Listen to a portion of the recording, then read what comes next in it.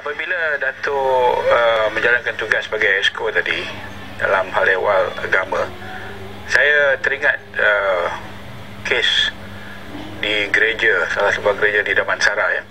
Dan pada masa itu perkara itu sangat hangat didebatkan. Boleh Datuk bagi sedikit latar belakang macam mana benda itu berlaku dan apa tindakan seterusnya?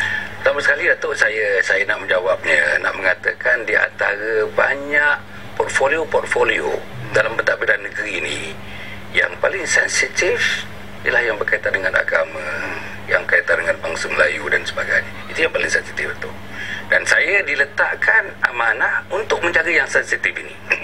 Yang kedua Datuk, saya ingin menyebutkan, dalam hal kita nak mengendalikan agama di negeri Selangor ni, kalau kita buat a broad kategori Datuk ya, dia ada dua.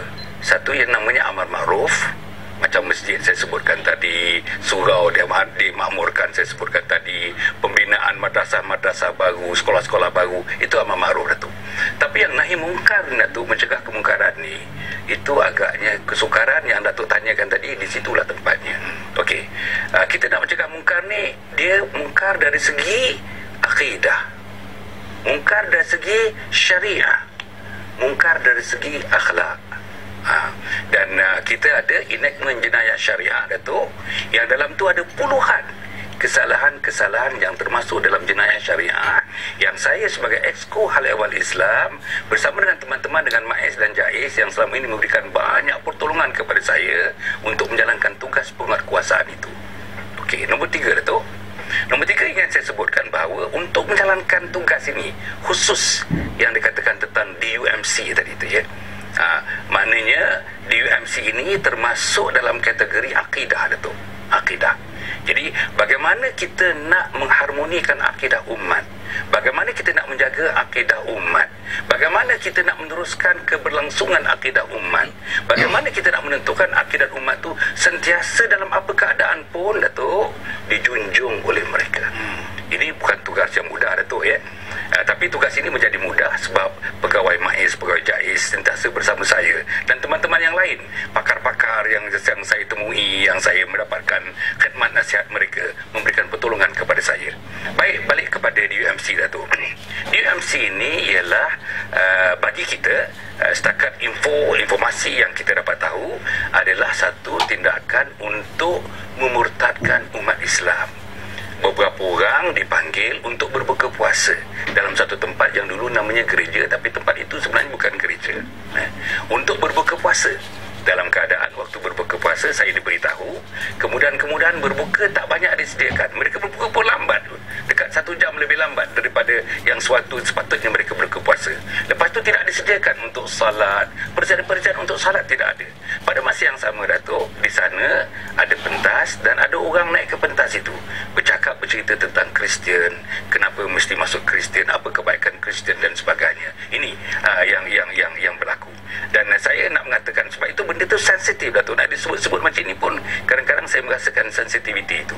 Tapi apa pun Datuk ya, oleh kerana kita dapati daripada awal hingga akhir mereka datang sekitar dalam 6.30 Datuk sampai pukul 11 malam begitu ya, seluruhnya warnanya adalah warna Kristian, environmentnya adalah environment Kristian, surroundingnya adalah surrounding Kristian, preachingnya adalah preaching Kristian. Jadi sebab itulah Baginda Sultan Duli Yang Maha Sultan Selangor dalam, saya rasa seolah-olah daripada kata-kata penutup daripada peristiwa itu mengatakan, ya, memang ada usaha untuk mendakwahkan agama Kristian kepada orang Islam. Tetapi Datuk, oleh kerana persoalan-persoalan teknikal, agaknya soalan-soalan pembuktian itu tidak cukup kukuh Datuk ya. Pembuktian itu tak cukup kukuh, maka dinasihatkan supaya perkara itu diberhentikan di peringkat itu saja, tidak dibawa mahkamah, takut-takut kalau apa yang kita lakukan tidak dapat dipertahankan di muka mahkamah. Jadi Datuk, sebagai orang yang memegang tanggungjawab Exco Hal Ehwal Agama tadi, apakah perkara-perkara begini menyulitkan tugas? Pasal kalau tak silap saya, pada masa itu banyak teguran yang datang daripada banyak pihak. Jadi apakah kerja Datuk untuk menegakkan syariat Islam tadi begitu sulit pada waktu itu? Dia kalau dikatakan sulit, memang sulit. Tetapi dalam sulit itu saya rasa kita ada jalan keluar untuk mengatasi kesulitan itu. Yang sulitnya Datuk, yang tidak sulitnya kita ada enactment. Kita ada undang-undang, kita ada kaedah, kita ada peraturan. Itu yang tak sulitnya. Yang tak sulitnya ialah Kebahaduli Yang Maha Mulia Sultan sebagai payung kepada agama dan bangsa Melayu di negeri Selangor ini, alhamdulillah, sehingga ini nampaknya begitu berminat untuk membantu untuk kita melaksanakan tanggungjawab kita. Tidak ada halangan sebenarnya dengan istana, dan istana bersama-sama dengan kita memberikan dorongan dan sokongan supaya kita dapat menegakkan prinsip-prinsip hidup sebagai seorang Muslim itu. Hanya Datuk, yang saya nak menyebutkan, kuku ada permasalahan daripada agaknya teman-teman yang seperjuangan dengan saya, tetapi mungkin tidak dapat tahu kedudukan perkara yang sebenarnya, terus bercakap dengan akhbar, terus bercakap dengan media, akhirnya tanpa terlebih dahulu merujuk kepada saya, merujuk kepada pengurusi MAIS, merujuk kepada pengarah JAIS, dan tidak merujuk kepada saya, membuat kenyataan sudah tentulah kenyataan itu tersasar daripada apa yang sebenarnya. Itu yang saya muskil sikit Datuk, dan saya kan kalau saya tanya dengan Datuk mungkin dapat soalan, dapat jawapan. Maknanya dalam tugas Datuk memegang exco tadi, apakah sejauh mana fikiran politik mempengaruhi sebarang tindakan ataupun keputusan yang nak Datuk buat?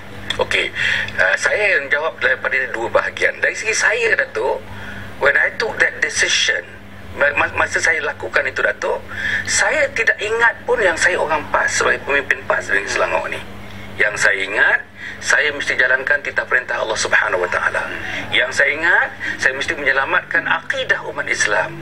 Yang saya ingat, kalau itu tidak berlaku kepada anak saya pun, berlaku kepada orang lain pun, tapi hal akidah anak saya dengan orang lain tu sama saja, Datuk.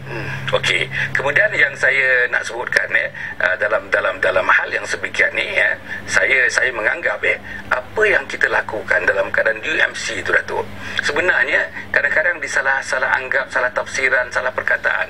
Kita menyiasat, bukan kita storm. There's no element of storming, Datuk. Tak ada kita menggunakan ketegasan, tak ada kita masuk, kita merentap-rentap, tak ada kita menggeledah, tak ada, Datuk. Tetapi kita tengok laporan tu agaknya berbeza dengan apa yang berlaku pada malam itu, pada ketika itu. Jadi sebab itu saya mencadangkanlah, Datuk, supaya dalam hal-hal yang berkaitan dengan agama, dengan Islam yang sensitif ini, pertama, serahkan kepada exco yang bertanggungjawab. Kedua, serahkan kepada pengurusi MAIS. Ketiga, serahkan kepada pengarah JAIS yang mempunyai ratusan warga JAIS yang sanggup bersama-sama membantu untuk kita menyelenggarakan tugas dan tanggungjawab kita. Yang keempat, Datuk, kalau dapat kita bersama-sama, pemimpin dalam mana-mana pihak pun, dalam mana-mana peringkat pun, sama ada dalam parti saya, sama ada di luar parti saya, kita kena bagi tahu rakyat, inilah sebenarnya yang patut dijalankan, inilah sebenarnya patut yang dibuatkan. Sebenarnya apa yang kita lakukan dalam DUMC itu sikit aja tu, a drop in the ocean, Datuk, sikit saja. Jadi ekoran daripada apa yang berlaku di situ sampai kepada keadaan hari ini, di mana perkara itu kemudian berpanjangan, ada kontroversi yang lain yang menyebabkan hingga hari ini orang baru cerita sama ada Datuk Dr. Hassan Ali akan bertanding dalam pilihan raya atau tidak. Pasal saya melihat perkara tu dah jauh ke belakang. Jadi hari ini kalau kita dengar orang cerita, oh, Datuk Hassan tak akan dipertandingkan, Datuk Hassan sendiri akan nak keluar parti dan sebagainya, agaknya dalam keadaan macam itu, macam mana Datuk boleh terangkan sikit? Datuk, dalam soal ini saya tak tahu kita meloncat ke situ, Datuk, ya. Tapi saya ingat dalam persoalannya begini, Datuk. Bagi saya ya, sama ada digugur atau tidak digugur, tersenarai atau tidak senarai, bagi saya itu tidak merunsingkan saya, tidak mengharu-birukan kehidupan saya. Sebab yang jelasnya, Datuk, bagi saya ialah apa yang saya perjuangkan, apa yang saya pertahankan. Saya nak ulang balik, Datuk. Saya pertahankan yang pertama Islam. Saya pertahankan bangsa saya, bangsa Melayu. Saya pertahankan institusi raja. bagi saya, ketiga-tiga ini Datuk merupakan landasan yang sangat penting daripada dulu sampai sekarang. Kalau landasan ini beres bagi orang Melayu yang merupakan 60% daripada penduduk negara ini Datuk, orang Melayu beres, tidak ada kecamuk di antara mereka, dapat pandang kalau yang hitam tu sama-sama kata hitam, yang putih sama-sama kata putih, apa ada masalah Datuk? Bila orang Melayu bersatu, orang Melayu kuat Datuk, barulah kita bersama-sama dengan teman-teman orang Cina, orang India, orang Bengali dan sebagainya untuk melayari satu kehidupan, untuk menjadikan ini saya punya poin Datuk, untuk menjadikan Malaysia negara yang terbaik dalam dunia, dan kita mempunyai seluruh potensi untuk menjadikan Malaysia termakmur, teraman, terbahagia, tersejahtera dalam dunia ini Datuk. Kita tinggalkan di situ kejap Datuk. Selepas kita kembali ni, saya nak tanya peranan dan perjuangan Datuk kalau bukan dalam politik, umpamanya kalau masuk ke dalam NGO, bagaimana? Selepas yang ini, kita break dulu buat